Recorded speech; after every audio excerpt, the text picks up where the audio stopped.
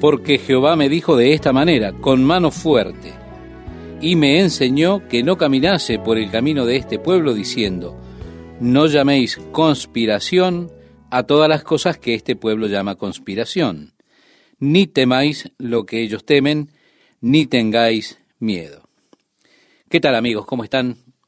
Es un verdadero placer para mí estar con ustedes una vez más compartiendo la palabra de Dios para hoy. Tenemos aquí la idea de dos naciones que se encuentran para pelear una contra la otra, y es algo realmente increíble. Así que la palabra, hay una confederación, daba terror a los corazones de las personas. Realmente estaban exterminándose. Fue así que el Señor dijo, oigan, olvídense de eso no va a permanecer. En el versículo 13 nos dice, a Jehová de los ejércitos, a Él santificad, sea Él vuestro temor y Él sea vuestro miedo. Vale decir, no temas lo que puede hacer el hombre o lo que pueda hacer una confederación. Mejor tengan temor de lo que Dios puede hacer. Recuerda, estimado oyente, Jesús dijo, mas os digo, amigos míos, no temáis a los que matan el cuerpo y después nada más pueden hacer. Pero os enseñaré a quién debéis temer. Temed a aquel que después de haber quitado la vida, tiene poder de echar en el infierno. Sí, os digo, a este temed. Estamos ahora en el versículo 14, que nos dice, entonces él será para santuario, pero a las dos casas de Israel por piedra para tropezar, y por tropezadero para caer, y por lazo y por red al morador de Jerusalén. Aquí está nuevamente una de esas profecías que de pronto relampaguea ese destello de la presencia del Mesías nuevamente. Aun cuando Jesús se volvió como una piedra de tropiezo para los judíos, como una roca de ofensa. El apóstol Pablo se refiere cómo es Jesús, pero dice en 1 Corintios capítulo 1, verso 23, nosotros predicamos a Cristo crucificado, para los judíos ciertamente tropezadero y para los gentiles locura. ¿Se da cuenta? Cristo se volvió una piedra de tropiezo para el pueblo judío. Continúa diciéndonos nuestro texto de este día, y muchos tropezarán entre ellos y caerán, y serán quebrantados, y se enredarán y serán apresados. Ata el testimonio, sella la ley entre mis discípulos.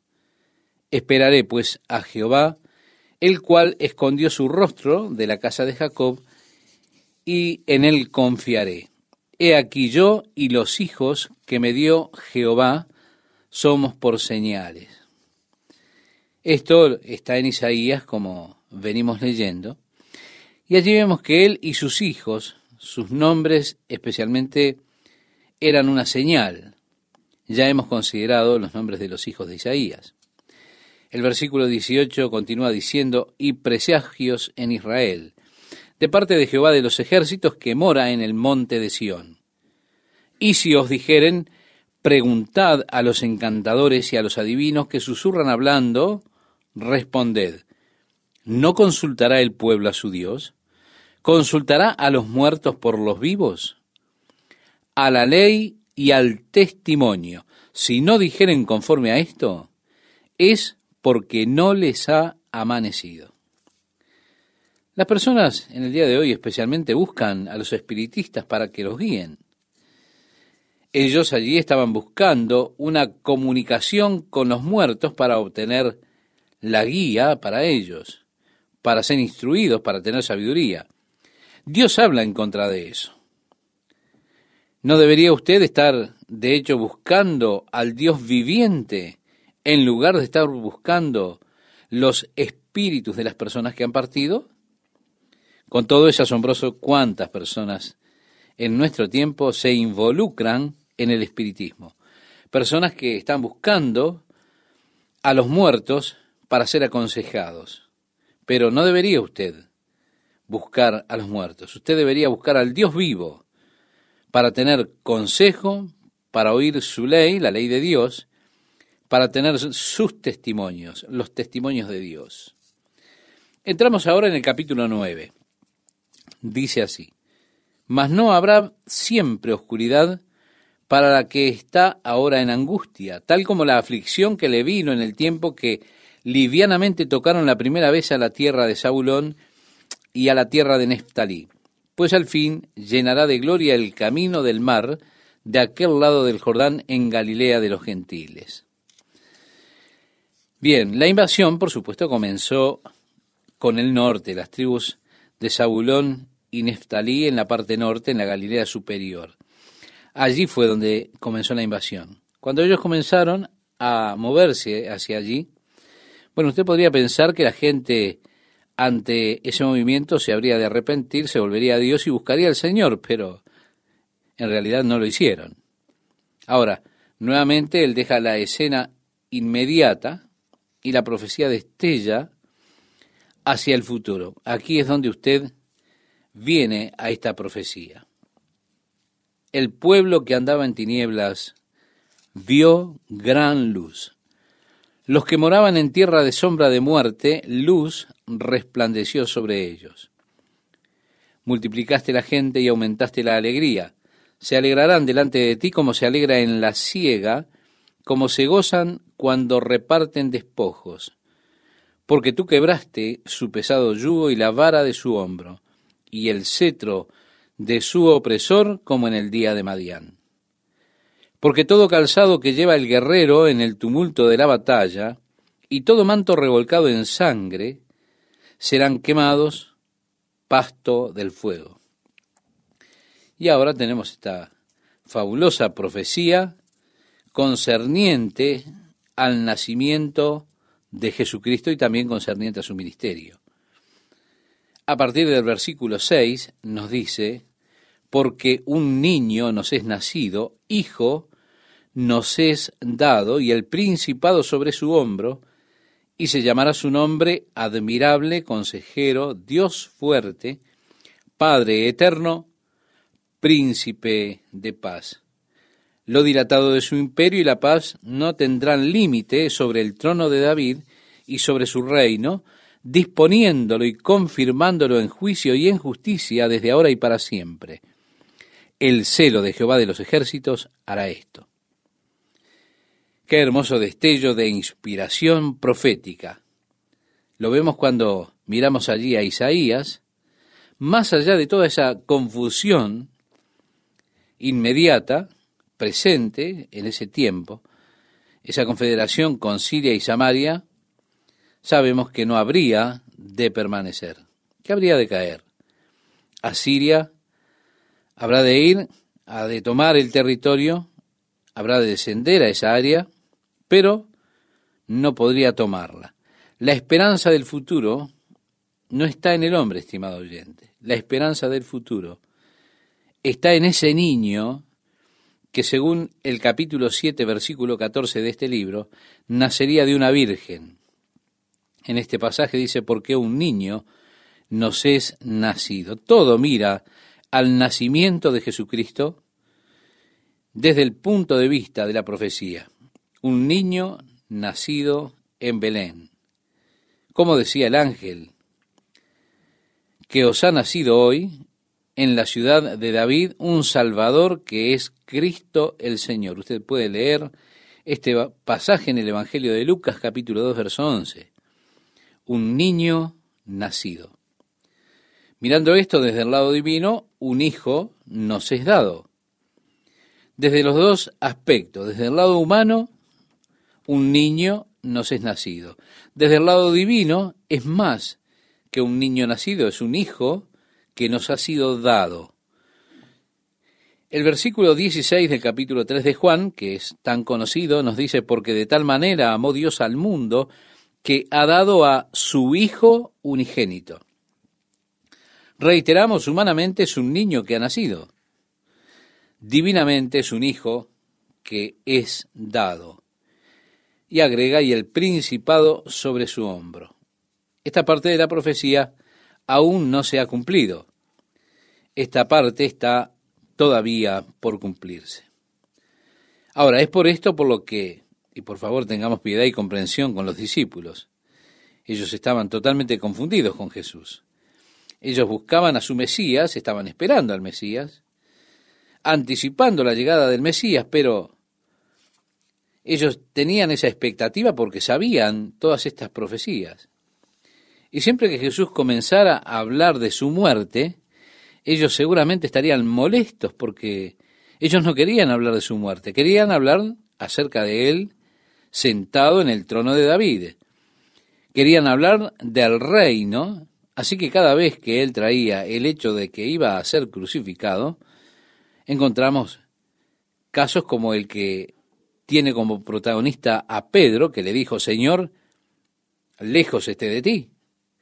Pedro comenzó a reconvenirle al Señor por hablar de su crucifixión, y el Señor lo tiene que reconvenir. Ellos no entendían, estaban siempre diciendo: bueno, Señor, ¿cuándo has de establecer tu reino? ¿Qué es lo que ha de venir? Jesús decía: oye, hay un trabajo que tiene que ser hecho en el mientras tanto. Este es un punto en su tiempo que Él habrá de hacer ese trabajo.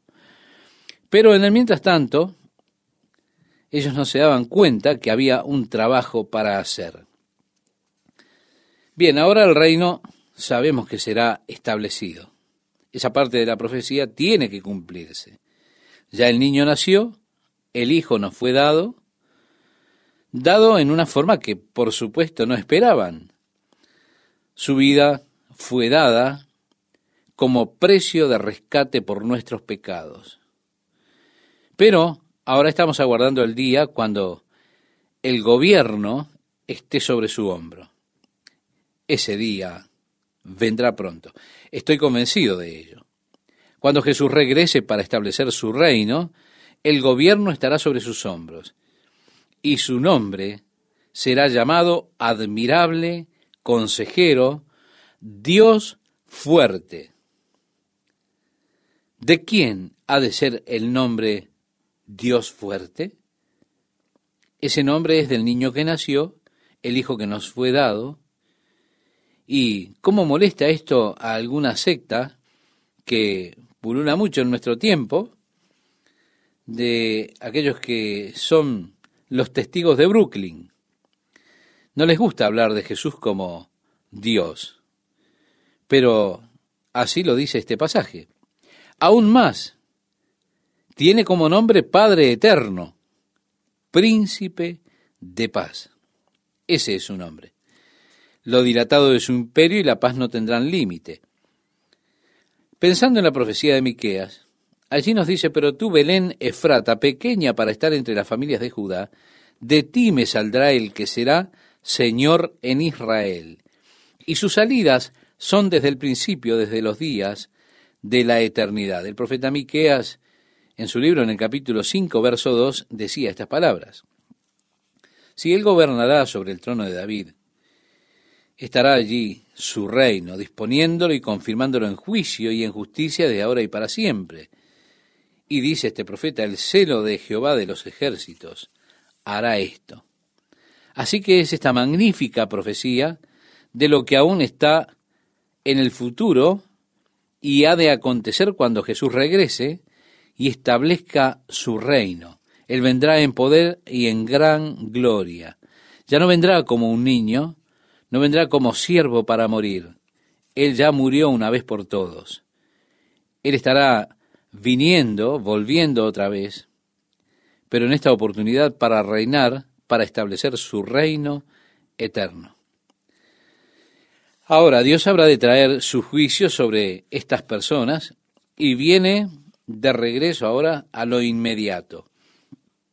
En el capítulo 9 de Isaías, versos 8 al 10, leemos: el Señor envió palabra a Jacob y cayó en Israel, y la sabrá todo el pueblo. Efraín, esto tiene que ver con el reino del norte, y los moradores de Samaria, que era, estimado oyente, la capital del reino del norte, que con soberbia y con altivez de corazón dicen: los ladrillos cayeron, pero edificaremos de cantería. cortaron los cabrahigos, pero en su lugar pondremos cedros. En otras palabras, están diciendo, nos han atacado y han derribado nuestros ladrillos, pero vamos a construir con piedras. Los ladrillos cayeron, pero edificaremos de cantería. Cortaron los cabrahigos, pero en su lugar pondremos cedros. ¿Se da cuenta? Pero Jehová levantará a los enemigos de Rezín contra él, y juntará a sus enemigos del oriente, los sirios, y los filisteos del poniente, y a boca llena devorarán a Israel. Ni con todo eso ha cesado su furor, sino que todavía su mano está extendida. En otras palabras, Dios comenzará trayendo a Samaria, aún la confederación que hicieron con Rezín.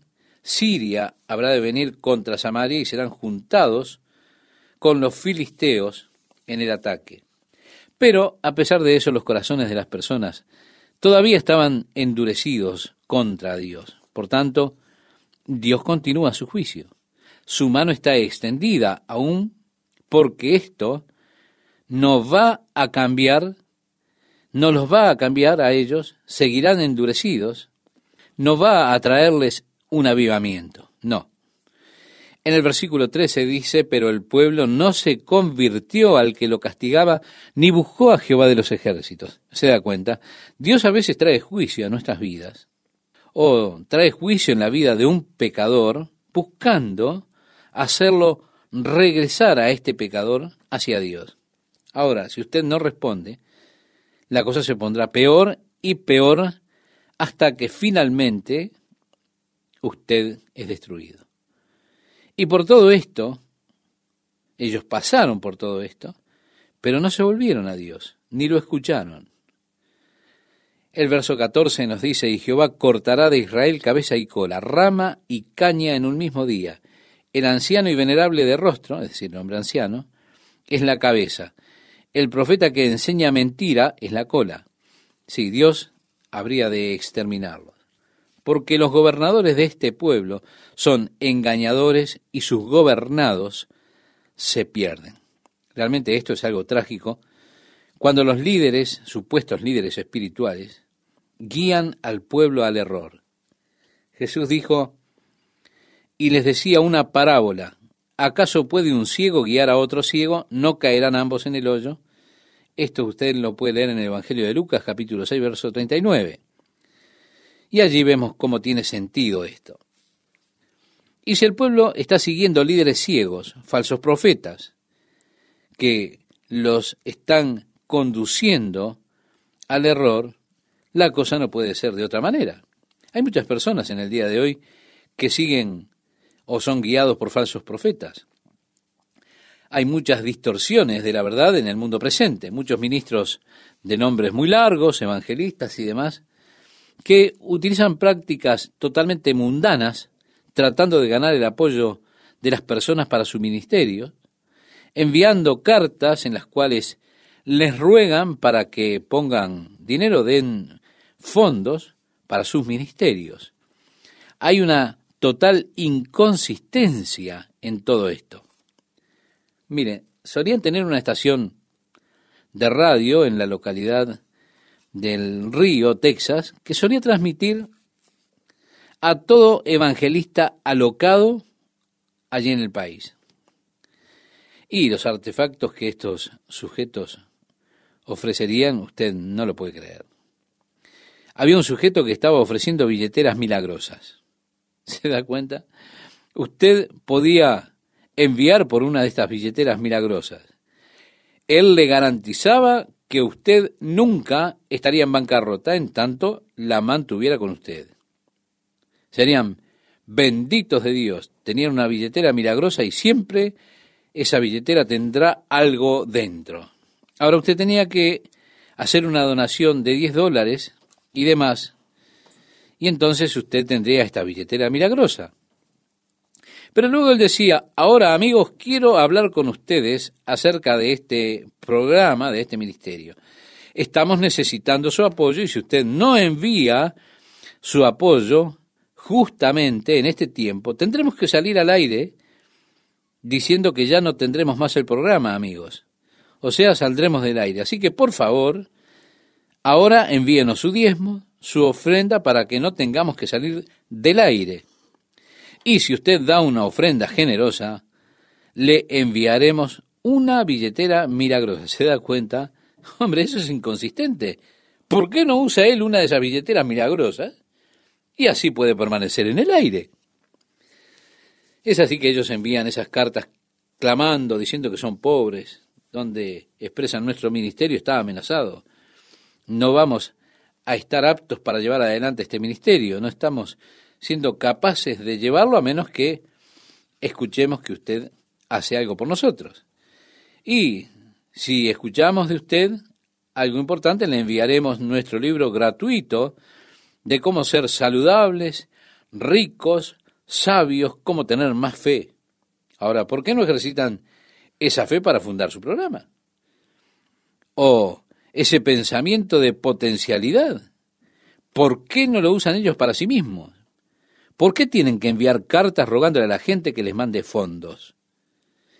Y porque en las cartas dicen, estamos confiando en usted. Es por eso, porque están confiando en usted y no están confiando en Dios. Por eso tienen problemas financieros.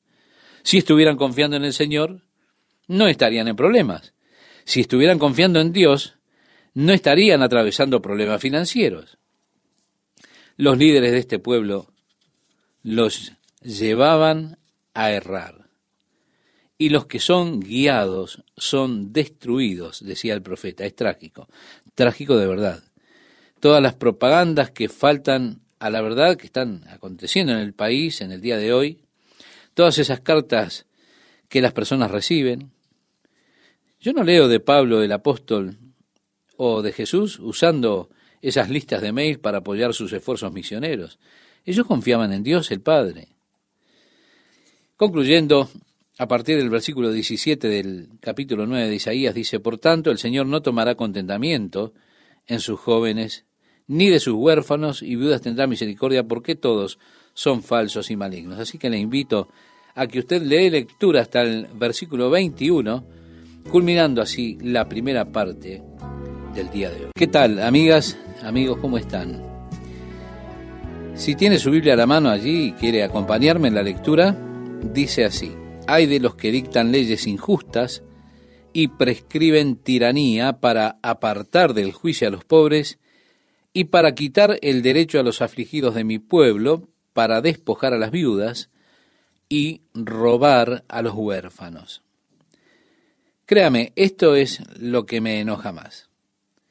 Pienso en todas esas letras informatizadas y demás, si ellas son hechas para las pobres viudas en la seguridad social y estas personas les están enviando su dinero a esos hombres que manejan autos de lujo y viven muy bien, a mí eso me irrita. Están haciendo de esas viudas víctimas. Ellos le están robando a los huérfanos. Son personas que no pueden sustentarse. Y aún así, porque se lo exigen, porque se lo piden, ellos envían su pobre pensión para esos hombres. Y eso a mí me enoja tremendamente. Oh, Dios ha de tratar con ellos, y ay de ellos. En la segunda carta del apóstol Pedro, en el capítulo 2, nos dice, pero hubo también falsos profetas entre el pueblo, como habrá entre vosotros falsos maestros, que introducirán encubiertamente herejías destructoras, y aún negarán al Señor que los rescató, atrayendo sobre sí mismos destrucción repentina. Y muchos seguirán sus disoluciones, por causa de los cuales el camino de la verdad será blasfemado, y por avaricia harán mercadería de vosotros con palabras fingidas. Cualquiera sea el caso en que una persona busca, con palabras fingidas, hacer mercadería de usted, usted por eso se dará cuenta que esa persona es un falso profeta. Un verdadero pastor está interesado en alimentar su rebaño y no en esquilar su rebaño. El verso 3 nos dice, ¿qué haréis en el día del castigo? Ese es el día del juicio de Dios. ¿A quién os acogeréis para que os ayude cuando venga de lejos el asolamiento? ¿En dónde dejaréis vuestra gloria? Sin mí se inclinarán entre los presos y entre los muertos caerán. Ni con todo eso ha cesado su furor, sino que todavía su mano está extendida. Ellos van cayendo más y más. Aún así ellos continúan en sus caminos. Por eso la mano de Dios todavía está extendida contra ellos. Así que Dios ha de utilizar a Asiria como una vara para castigar las tribus del reino del norte. Oh Asiria, vara y báculo de mi furor, en su mano he puesto mi ira.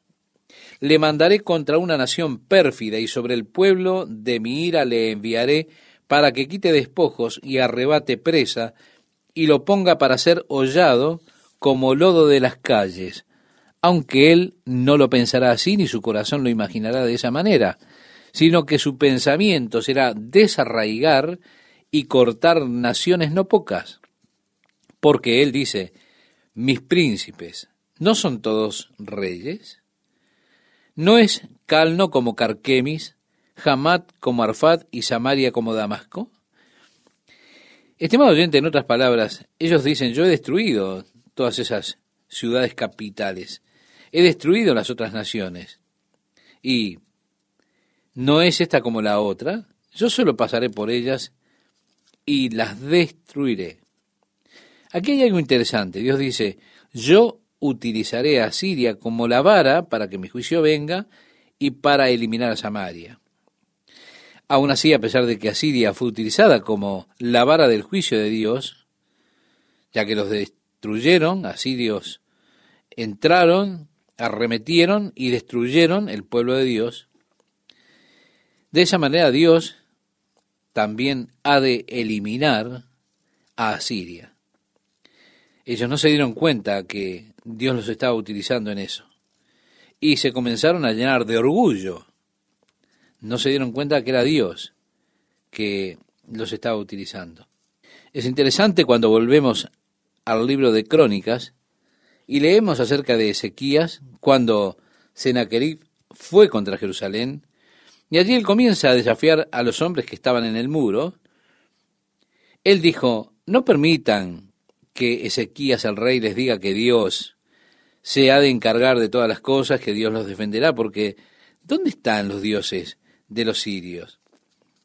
Y así él comienza a nombrar todas las naciones que habían conquistado, y dijo, sus dioses no fueron capaces de ayudarlos, ni tampoco el Dios de ustedes es capaz de ayudarlos a ustedes.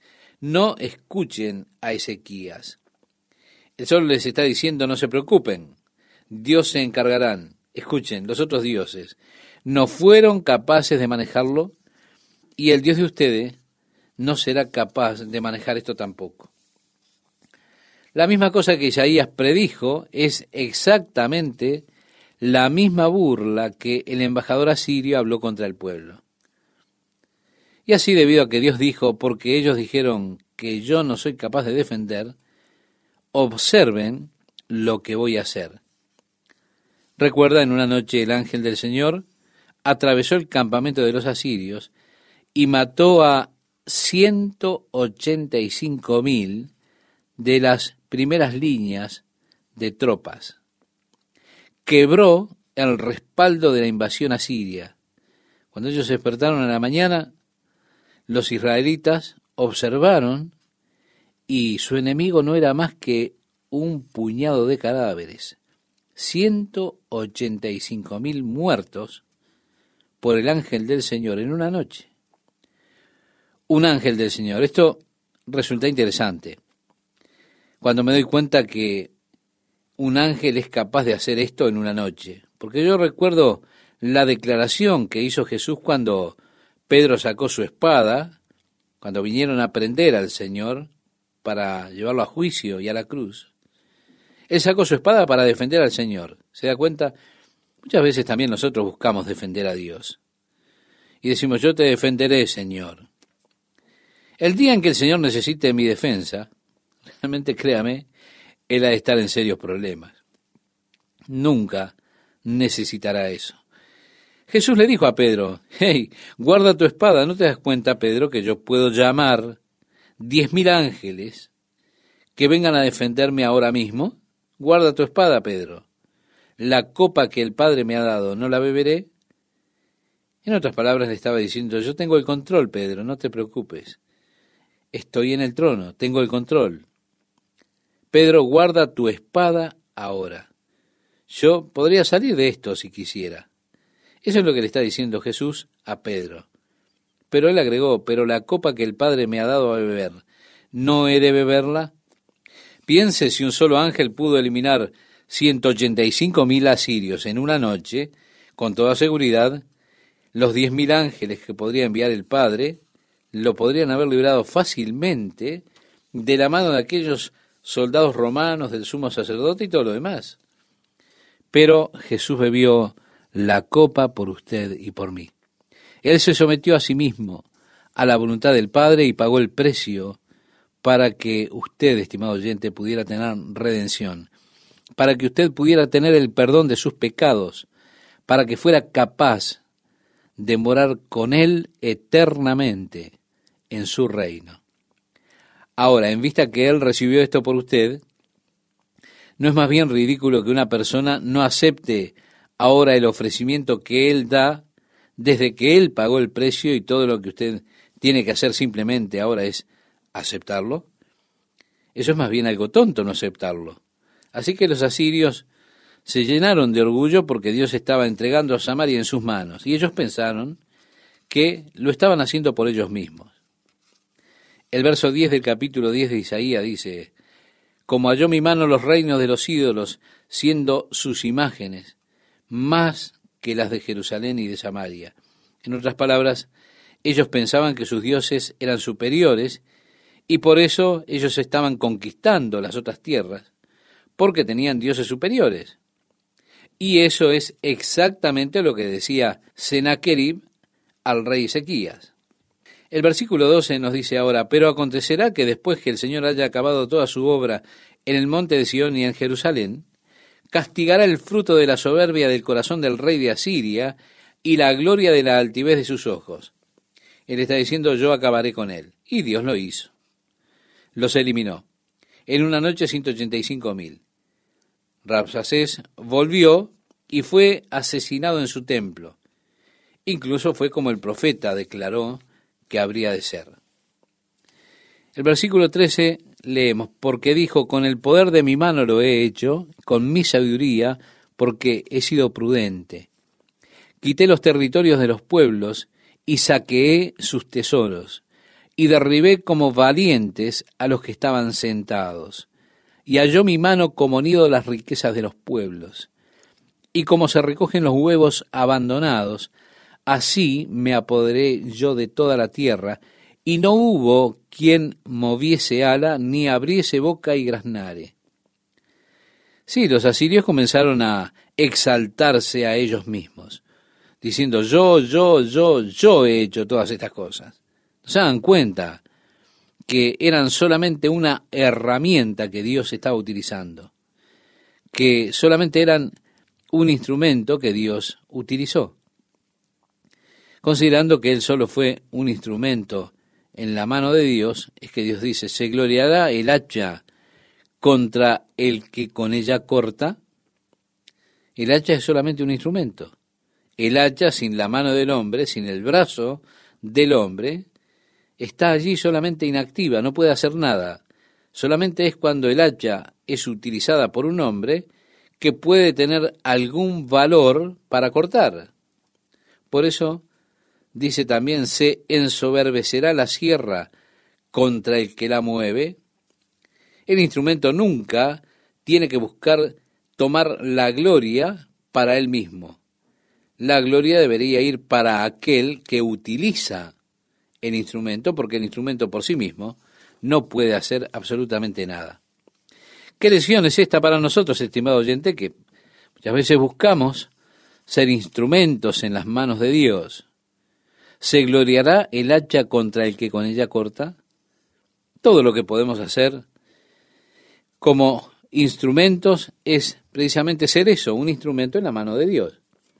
No podemos ni debemos llevar nosotros el crédito por ninguna cosa de valor que salga de nuestra vida, porque solo somos instrumentos. Y si la mano de Dios no está sobre nosotros, si Dios no nos utiliza, entonces todo lo que yo haga no tiene ningún valor ni es útil para nada. Sin la mano de Dios, solo estoy allí inactivo, no puedo hacer nada. Por mí y en mí, yo no puedo hacer nada. Por consiguiente, sería totalmente incorrecto y necio que yo intentara llevarme el honor, el crédito por cualquier cosa que Dios haya realizado a través mío. Porque en el mejor de los casos, lo que yo soy es solamente un instrumento en la mano de Dios. Y la gloria, el honor, el crédito, para lo que sea que se realice, siempre debe ir para Dios, nunca para el instrumento. El instrumento nunca debe jactarse o gloriarse él mismo o en él mismo. ¿Por qué? Porque es solamente un instrumento y nada más. Sí, estimado oyente, su vida es solamente un instrumento en la mano de Dios. Si Dios lo utiliza a usted, alabado sea el Señor. Eso es genial. Pero no tome la gloria de Dios por eso. No piense, mírenme, Dios me utiliza a mí. La razón por la que Él me utilizó es porque yo soy muy listo. Se da cuenta, de alguna forma nosotros queremos obtener el crédito para nosotros mismos. Pero no es así. Solamente sea un instrumento. Permita que Dios lo utilice y luego dele la gloria a Dios. Porque a Dios sea la gloria por las grandes cosas que Él ha hecho. Siguiendo con nuestra lectura, dice, como si el báculo levantase al que lo levanta, como si levantase la vara al que no es leño. Por esto el Señor Jehová de los ejércitos enviará debilidad sobre sus robustos, y debajo de su gloria encenderá una hoguera como ardor de fuego, y la luz de Israel será por fuego, y su santo por llama que abrase y consume en un día sus cardos y sus espinos. La gloria de su bosque y de su campo fértil consumirá totalmente, alma y cuerpo, y vendrá a ser como abanderado en derrota, y los árboles que queden en su bosque serán en número que un niño los pueda contar. En otras palabras, Dios los eliminará y un niño será capaz de contarle a los que queden.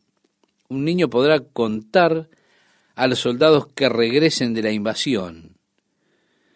Un niño podrá contar a aquellos que regresen de la invasión a Judá luego que Dios cumpla su palabra y los elimine.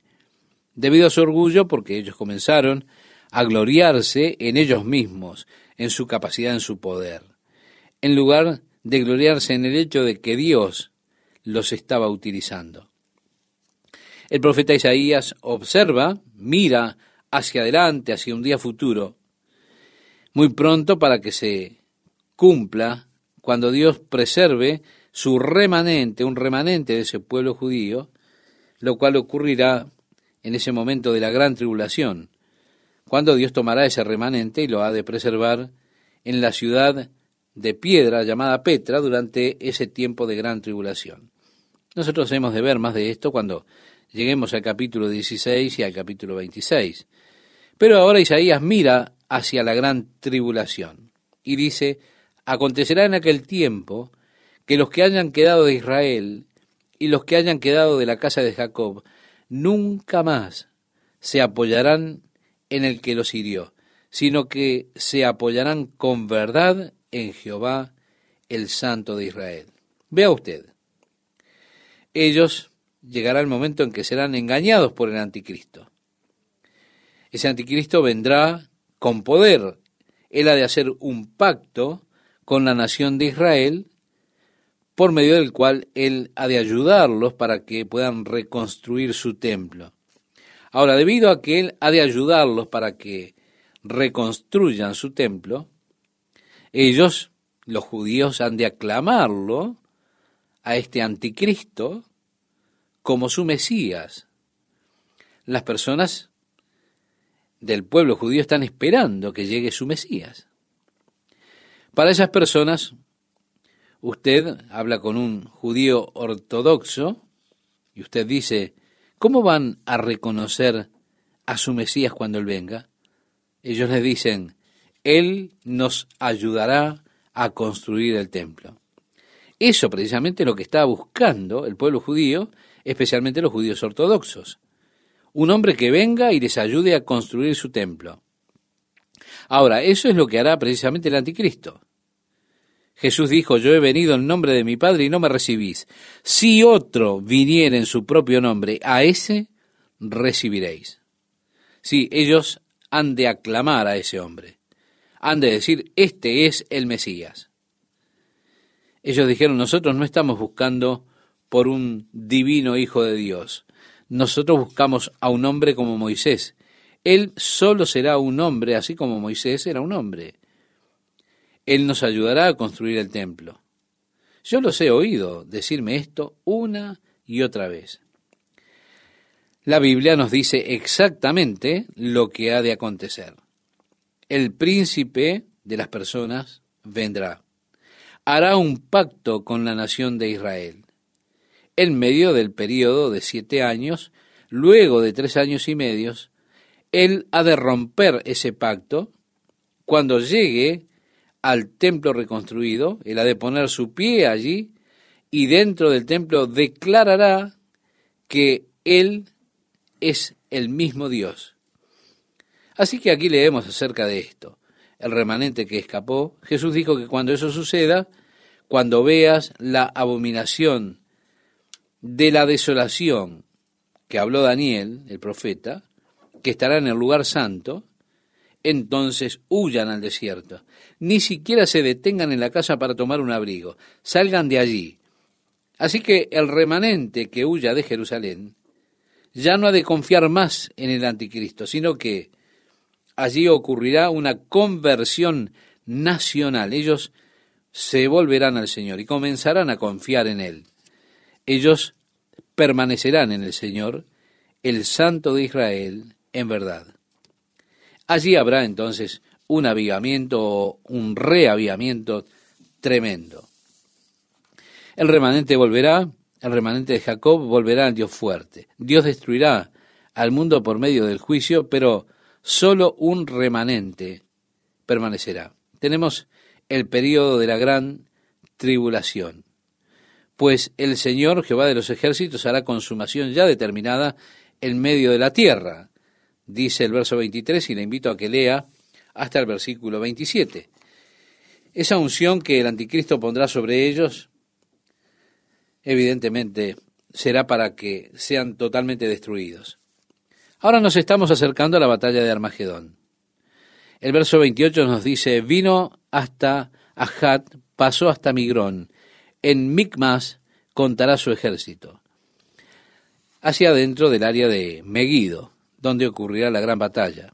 Pasaron el vado, se alojaron en Geba, Ramá tembló, Gabaa de Saúl huyó, grita en altavoz, hija de Galim, haz que se oiga hacia Lais, pobrecilla Anatot. Madmena se alborotó, los moradores de Jebín huyen. Aún vendrá día cuando reposará en Nob, alzará su mano al monte de la hija de Sión, al collado de Jerusalén. He aquí el Señor Jehová de los ejércitos desgajará el ramaje con violencia, y los árboles de gran altura serán cortados, y los altos serán humillados, y cortará con hierro la espesura del bosque, y el Líbano caerá con estruendo. Sí, la predicción de la venida de todas las naciones juntas para la batalla de Armagedón, cuando juntarán allí sus tanques de guerra y demás cosas en el área de la gran batalla. Es interesante que sigue en orden, el capítulo 11 llega a la gloriosa era del reino, lo cual nosotros estamos contemplando ahora en estos pasajes. Por supuesto, este capítulo 10, cuando comienza a hacernos ver el gran día de la ira de Dios, allí para ser seguido por la gloriosa era del reino. Así que al llegar al capítulo 11, entramos en una dimensión totalmente nueva, cuando nos movemos más allá de esa gran batalla, de esa gran masacre, de esa gran desolación, y pasamos al glorioso día del Señor, cuando Él establece su reino. ¡Qué gran día será, estimado oyente! Realmente para contemplarlo en toda su belleza. ¿Qué tal, amigas, amigos? Qué alegría saludarles y estar nuevamente con ustedes compartiendo la palabra de Dios para hoy. Nuevamente déjeme recordarle que las distinciones del capítulo fueron hechas por hombres, no por los autores. Es decir, toda la numeración, todas las separaciones. Pero años más tarde, para que podamos estar en condiciones de consultar rápidamente las Escrituras, para que uno pueda ser capaz de encontrarlas con facilidad, se dividió la Biblia en capítulos y versículos. Esto es solamente para nuestro beneficio, para que podamos tener referencias. Así que en la división de la Biblia en capítulos y versículos, podemos decir que este no fue el modo en que la Biblia fue escrita, sino que está únicamente dividida de esa forma, ha sido dividida de esa forma para nuestro beneficio, para poder estudiarla mejor, para poder encontrar un pasaje más fácilmente, en lugar de decir, bueno, está en Isaías, pero ¿en qué parte?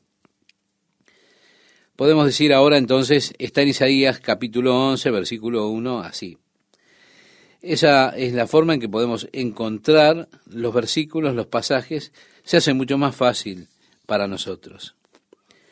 Pero en la división, evidentemente, los que la hicieron lo mejor que pudieron para dividir los capítulos de forma adecuada, aunque desafortunadamente muchas veces, al dividir en capítulos, cortan un pensamiento por el medio.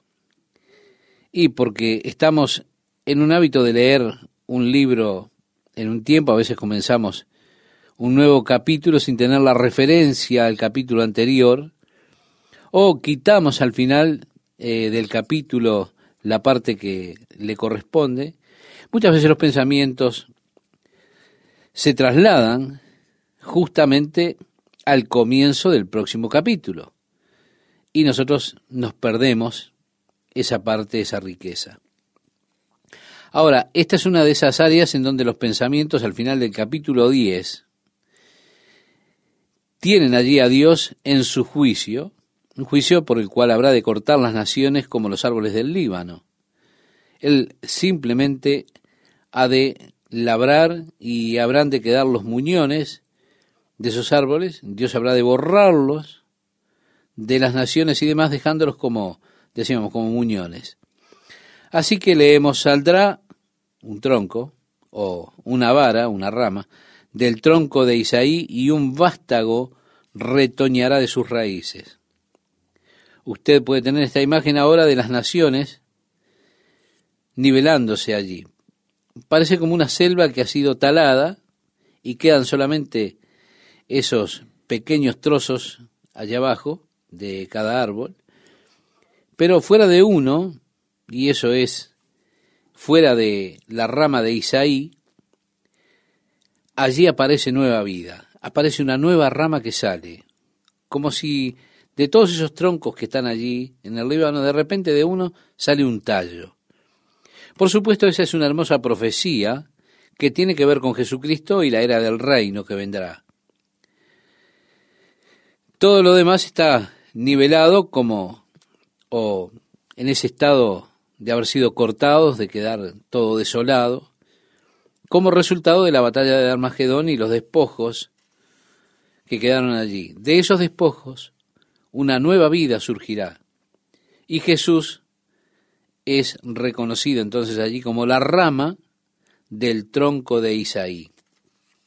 Así que esto nuevamente es una profecía en cuanto al Mesías, declarando que él ha de venir de la casa de Isaí, la cual, por supuesto, era la casa del padre del rey David. David tenía como padre a Isaí.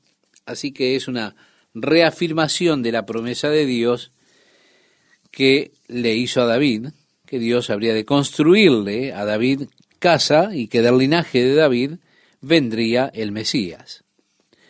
El versículo 2 del capítulo 11 dice, y reposará sobre él el espíritu de Jehová, espíritu de sabiduría y de inteligencia, espíritu de consejo y de poder, sí, realmente Él hará cosas heroicas. Podríamos decir que acciones heroicas, allí en la última parte que hemos leído de poder, sería una mejor traducción del vocablo hebreo que fue traducido poder. Es que no solo Él hace decisiones correctas, sino que Él tiene el poder para obrar esas decisiones, para ponerlas en acción. Esa es la idea real del texto hebreo. Muchas veces podemos saber lo que es correcto hacer, pero no tenemos la capacidad de hacerlo. Él no es solamente el consejo, el conocimiento de qué hacer, sino que Él tiene la habilidad para llevarlo adelante. Espíritu de consejo y las acciones heroicas. Así se traduciría mejor. Y reposará sobre él el Espíritu de Jehová, Espíritu de sabiduría, de inteligencia, Espíritu de consejo y de poder, Espíritu de conocimiento y de temor de Jehová. Y le hará entender diligentemente en el temor de Jehová, no juzgará según la vista de sus ojos, ni arguirá por lo que oigan sus oídos, sino que juzgará con justicia a los pobres, y arguirá con equidad por los mansos de la tierra, y herirá la tierra con la vara de su boca, y con el espíritu de sus labios matará al impío. Una referencia directa a la segunda venida de Jesucristo a la tierra. Esta rama que está saliendo de la raíz de la tribu de Judá, de la casa de Isaí, del linaje de David, cuando él se levanta, la unción del Espíritu de Dios está sobre él, y más o menos podemos decir, se refiere aquí a la séptuple unción del Espíritu. Si usted lee en Apocalipsis, en referencia al Espíritu Santo, allí, alrededor del trono de Dios, leemos, y los 7 espíritus que están delante del trono de Dios. Es un versículo difícil de interpretar. Sabemos que hay solo un Espíritu Santo. ¿Cuál es entonces la referencia a los 7 espíritus que están delante del trono de Dios? Han habido muchas sugerencias que han sido ofrecidas en cuanto a una posible interpretación de los 7 espíritus de Dios. Algunos han declarado que son 7 arcángeles como Miguel, Gabriel, y argumentan que en uno de los libros apócrifos, el libro de Esdras, usted tiene a Sanskrit, Uriel y Rafael, tiene los nombres de 7 de los que llaman arcángeles o principales ángeles. Algunos creen que los 7 espíritus se refiere precisamente a los 7 ángeles principales o arcángeles que están delante del trono de Dios. Y dicen, esta es una posibilidad. Otra posibilidad es que los 7 espíritus delante del trono de Dios sean una referencia al séptuple trabajo del Espíritu en Jesucristo. Como encontramos aquí en el uso de este capítulo 11, versículos 2 y 3, como una referencia para la interpretación del séptuple trabajo del Espíritu en Jesucristo, tenemos que es el espíritu de sabiduría, entendimiento, consejo, espíritu de poder, o las acciones heroicas que mencionamos, el espíritu de conocimiento y el temor del Señor y de rápido entendimiento. Esta es la séptuple obra del Espíritu.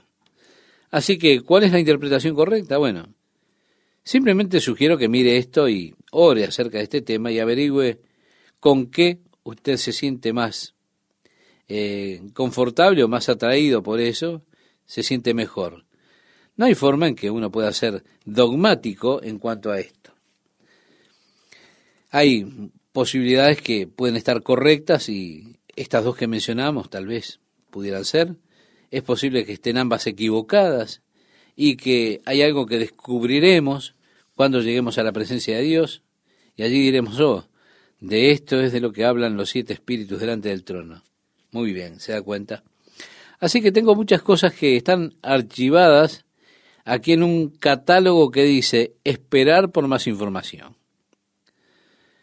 Así que yo vacilo en cuanto a ser dogmático en cuanto a algunos temas. En donde la Biblia no habla claramente sobre un tema, todo lo demás es mera presunción para mí, hablar dogmáticamente, y no me gusta hacer eso, a menos que haya una clara indicación en las Escrituras.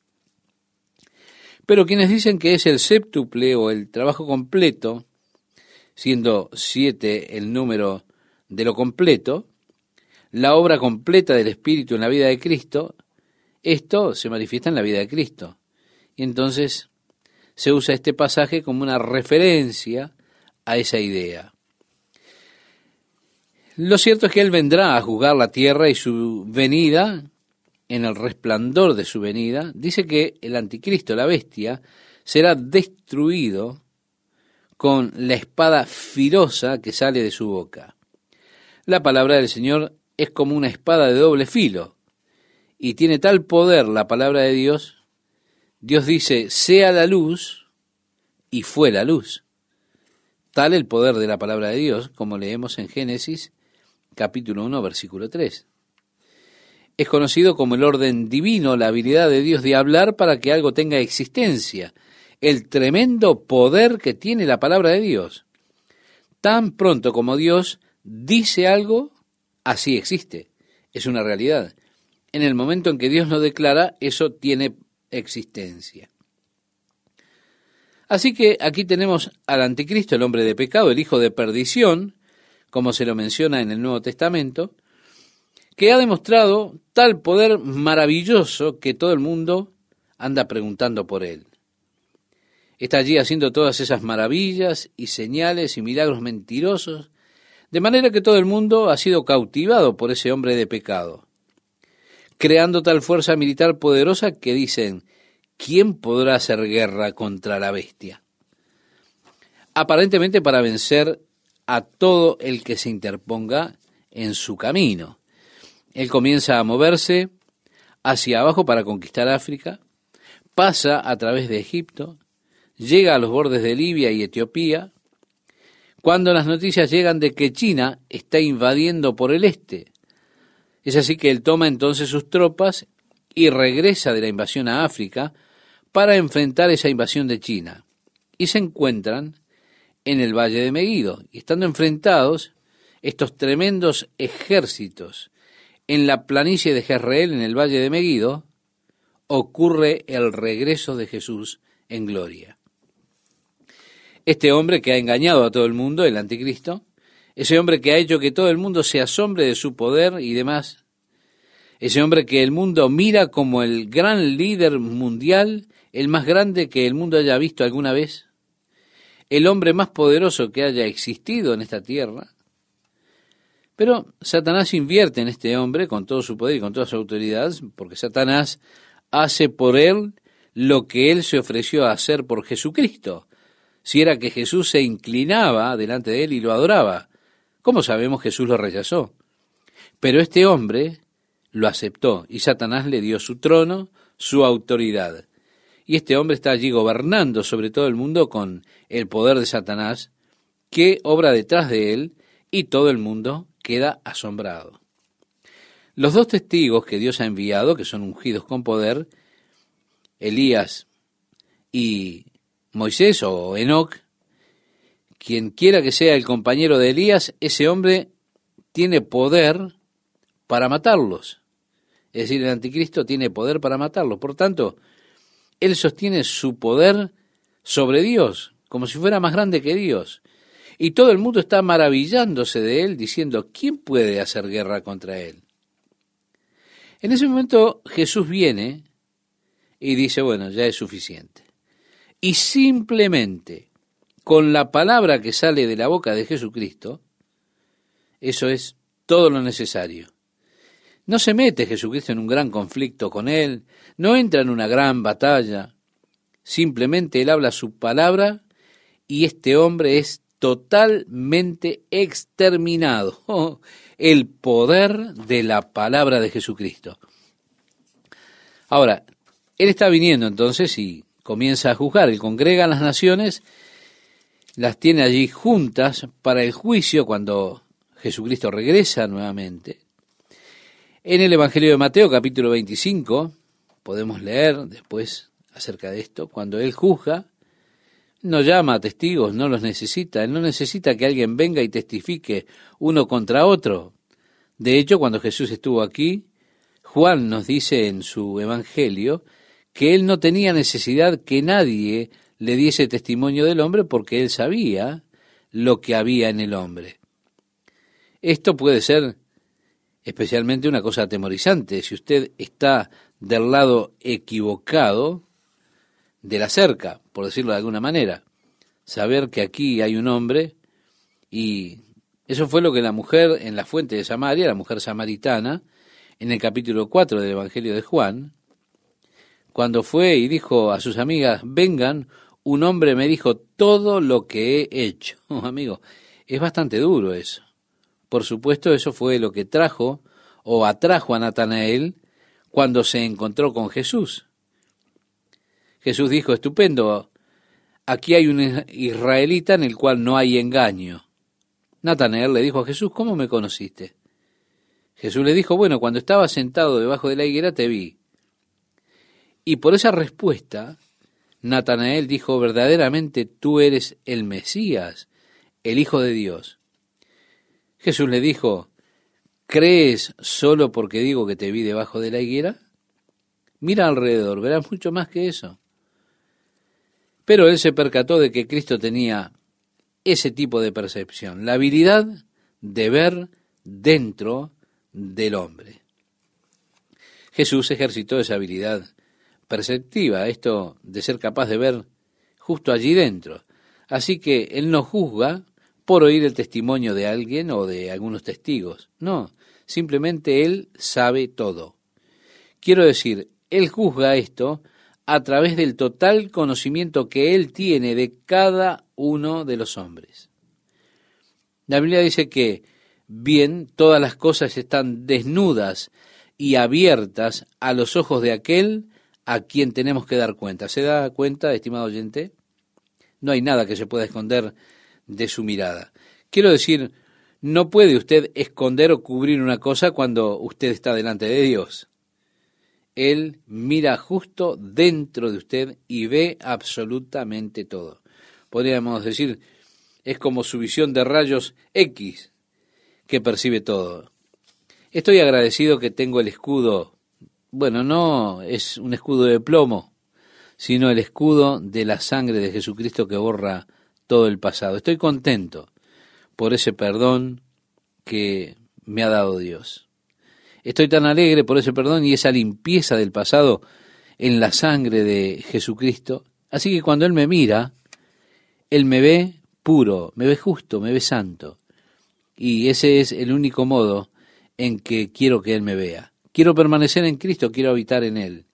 No quiero tener la triste experiencia de pararme delante de Él y tenerlo allí a Él mirando a través mío, leyéndome todo. Me gusta más estar viviendo en Cristo, donde no hay condenación para los que están en Cristo Jesús. Él no tiene que tener el testimonio de nadie, no. Él juzgará con justicia a los pobres, arguirá con equidad por los mansos de la tierra y herirá la tierra con la vara de su boca, decía el profeta Isaías.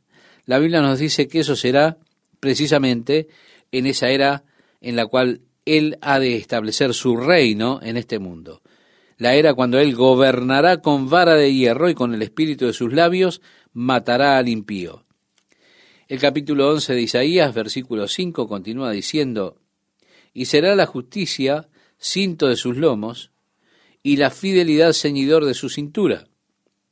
Ahora, las condiciones que existirán cuando Él esté reinando sobre esta tierra, cuando Jesús esté reinando sobre esta tierra, dice en el versículo 6 que serán estas. Morará el lobo con el cordero y el leopardo con el cabrito se acostará, el becerro y el león y la bestia doméstica andarán juntos y un niño los pastoreará.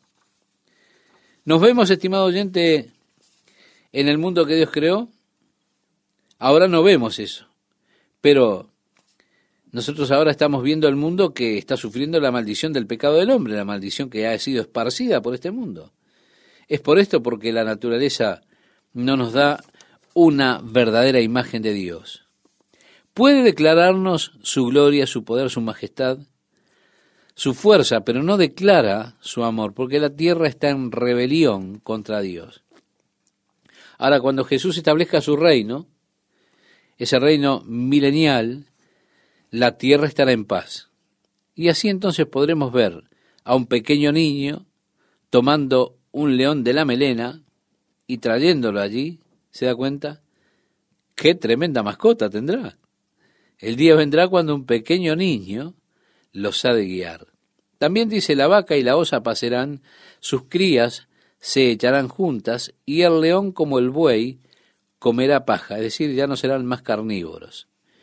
Y el niño de pecho jugará sobre la cueva del aspid, y el recién destetado extenderá su mano sobre la caverna de la víbora. Está hablando de la serpiente muy ponzoñosa. No harán mal ni dañarán en todo mi santo monte, porque la tierra será llena del conocimiento de Jehová, como las aguas cubren la mar. Ahora, por esto es por lo que usted está orando, cuando ahora venga tu reino. Sea hecha tu voluntad como en el cielo, así también en la tierra. Como digo, usted no ve hoy la tierra como Dios la creó, como Dios pretendió que fuera. Y es por esto por lo que está manifestadamente equivocado culpar a Dios por todo el dolor, por todas las heridas y el derramamiento de sangre, la violencia, la maldad, el odio, la inmoralidad y todo lo que hay en esta tierra en el tiempo de hoy. Y demostrado esto en todas esas cosas horribles. No tenemos que culpar a Dios, está equivocado culpar a Dios.